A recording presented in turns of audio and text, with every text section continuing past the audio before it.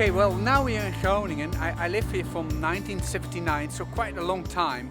It's a town with 190,000 inhabitants, and 50,000 of all the people here are students.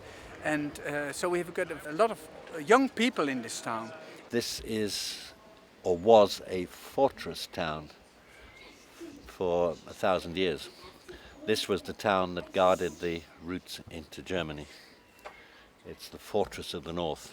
Consequences of that, and the city was contained within the military fortifications until very late in the 19th century.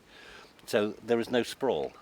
It didn't expand outwards, which meant, of course, that now we say, hey, we've got a wonderful compact city and we can reach everything by foot or bicycle or whatever. Well, in 1972, Groningen get a left-wing local government, and that's the start of I think the bicycle culture. A small group of young, enthusiastic, left-wing ideological people and said, right, we're going to change everything radically. And one of the things they picked on was transport.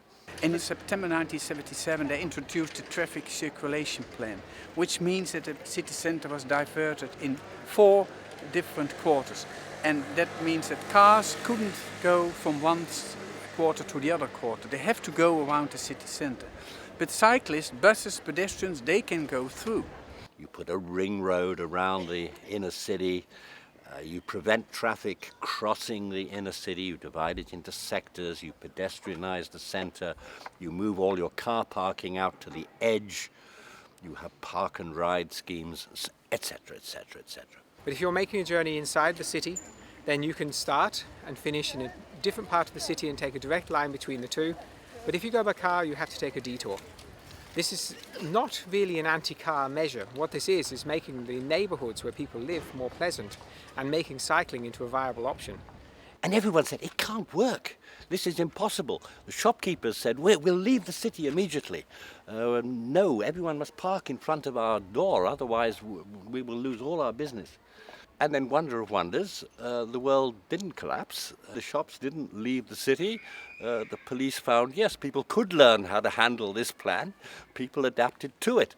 And that was, as I say, 1977. In the last couple of years, the area of calming traffic has increased. So nowadays, it's just normal that you go on the bike to the city centre.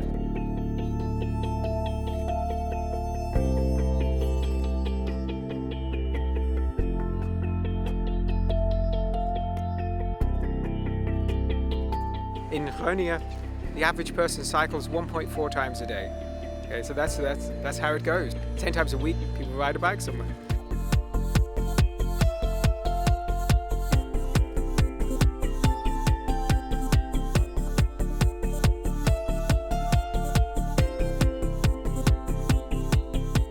It's a very comfortable way of transportation. Above everything, it's very, very economical. So you don't have to pay for buses or trains. With a bike I go through downtown, through the center of Groningen, and then I'm at my work. When I use my car, I have to go through the ringweg, they call it here. So it takes about, I think, half an hour, and with my bike it's 10 minutes.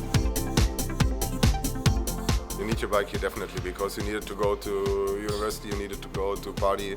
You can transport everything on the bike, so you see people here riding like, you can even transport the fridge if you want to. Then you put the fridge on the back of the bike and you just push the bike, but it will bring it somewhere somehow.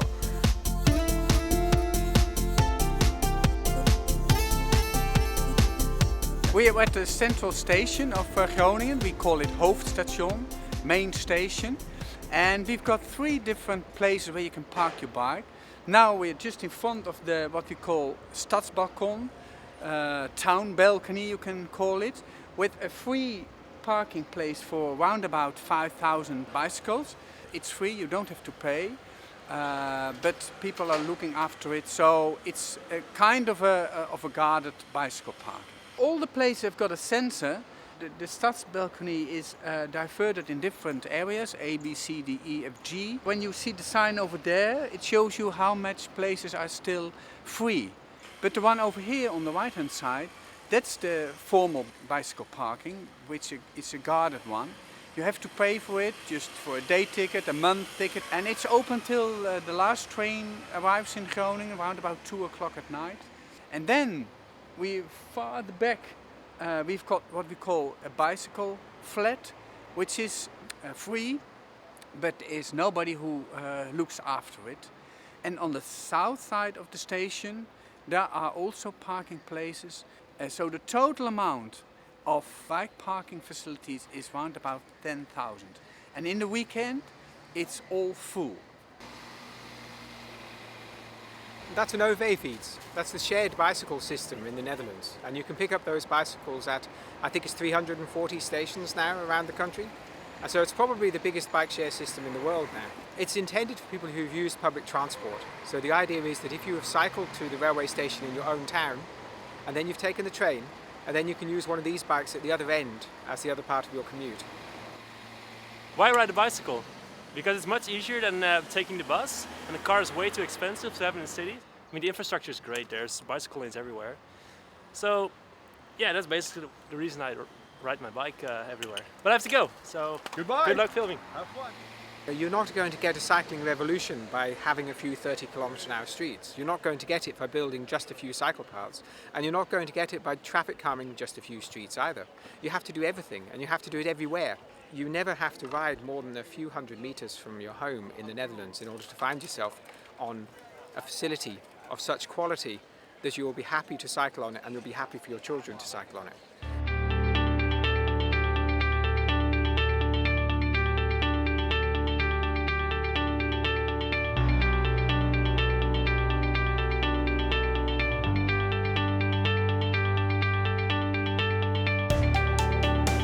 Try to make new areas around the town within a boundary of say 5 till 7 kilometers, and not that we've spread all the new areas far away from the town center. Out of a point of a compact city and mobility aspects, it's much better taking the bike or walk into the town instead of using the car. And this bridge is one of the projects which gives you the opportunity to use the bike or go on your feet to the shops which are on the other side. So it's a very easy and quickest way to go from the new area over here and to go to the area down there. Not using your car, but go on the bike. Employers must submit to the local authority a plan, a scheme, a set of ideas. What are they doing in order to encourage their employees not to use motor cars? And this can come in all sorts of forms. It could be they do no more than put in some covered bike parking and some showers or lockers. But some places have offered free public transport, others have offered a bonus to people that say they're not using their motor cars. So the idea is to discourage parking. This IKEA is one of the largest in the world. It's the largest this side of Berlin. So there is also a lot of car parking. But the cycle parking here is still quite generous. Here you can see there's a special cycle path just right into the entrance. We go straight on and we cycle just right into the shop. Although it's summer, as you can see how much people are using the bike going to the IKEA.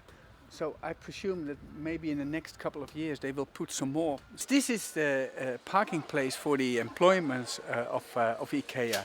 And you can see that most of them are coming on the bike and use the bike place to park their bike. Yeah, I think it's great because one, you save room for the customer because we don't park there. And if you have a private stelling place, it encourages people to go on their bike. It's quite common to see students moving house with these because there were 50,000 students in Groningen and you can hire these for just $2.50 an hour, and so people will hire one of these to move house. So you'll see students riding through the town with all of their worldly goods on the backfeeds. We're growing up with the bicycle. When you are 3 years old in Holland, you learn how to bike. And it's easy, you are quick everywhere. I used to go on bicycle. It's cheap, it's good for the health, for your movement. And handy, yeah. Greetings, bye. In the car you're always alone, and on the bike it's funny, you interact with other people. On the street you talk, you laugh. You can even study for an exam on the way to the campus if it's necessary. Or you can go all around with the bicycle. You go there, you go there. With car, you can't do that. You can't park here, you can't park here, or you get fined for police, yeah? Oh, it's an oar. So one thing you'll find that's very apparent when you're here is that it is almost completely silent. This is the quietest city that I've ever ridden a bike in or been in. For example, this street, you could stand in the roadway for minutes at a time without seeing a car. The reason why it's pleasant to cycle here is because the infrastructure removes conflicts. And so you don't have people cycling in close proximity to fast cars or large trucks, not terribly often anyway. We have to have deliveries to a centre like this, but we don't have through traffic in a place like this. And so this is relatively peaceful. And by having the street as a street mainly for bicycles, as this is, we have enormous numbers of people using the street and able to get to the shops. We can make the whole place look more attractive. So the first thing you see when you come out of the train station is this massive bike parking structure. The taxi stand is located away from the front of the station. Over there, that very small parking lot, that's where you can get a taxi. You don't have taxis jostling for customers. If you want a taxi, you have to go and seek it out. Okay, well, we are here in the northwestern part of Groningen, the Korrewegwijk. It's built in the 1930s, and behind me you will see the canal, which is the Van Starkenborg Canal. It's the canal which leads from Amsterdam to Germany. So it's an important canal. A lot of ships are here the whole day and the whole night. It's open 24 hours, 6 days a week. Behind here is a suburb area with a lot of young people, with young children. They all have to go to work, go to school. They have to pass the bridge. 13,000 cyclists each day will pass this bridge. It's an old bridge, it's a swing bridge. It will open sometimes 10 minutes, so it will take a long time when you can pass. That means that we have made these separate bridges which you can use when the bridge is open. So you never can say when you have to go to school, well, I'm late because the bridge was open. It gives you options. Some people will wait, some people take the bridges just behind the swing bridge. In the morning hour, you might see that a lot of people will use the separate bridge to go to their work. But when you go home and you think, well, I've been working for a long day, I will wait.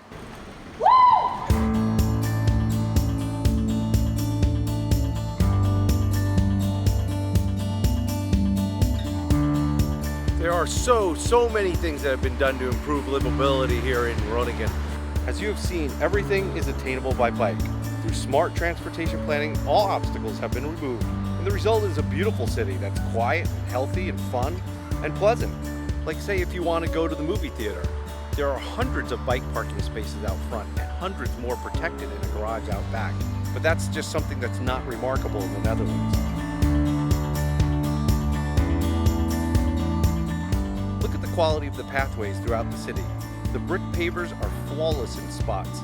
It's hard to find a defect anywhere or a spot where it's uneven. Maintenance is a priority because they want people to have a smooth ride. That's because the city does not encourage traveling by car, and thus the money they save, they can continue to build beautiful places that you can walk on and bike on and take transit on, and yes, even drive your car when you need to. And a bicycle isn't considered to be a strange toy. It's not a sporting object. It's a simple method of transportation. You don't think about cycling any more than you think about your feet when you're walking. Well, we came here because we looked for the best place in the world to cycle, and therefore we ended up looking at Groningen, because when you've looked at everywhere that there is simply nowhere quite like this. So because using your bike, you can go in the town, have a drink like the students behind me, or go to the town, go to the market, go to your work, go to see your friends. So it's a mode of transport which keeps you alive.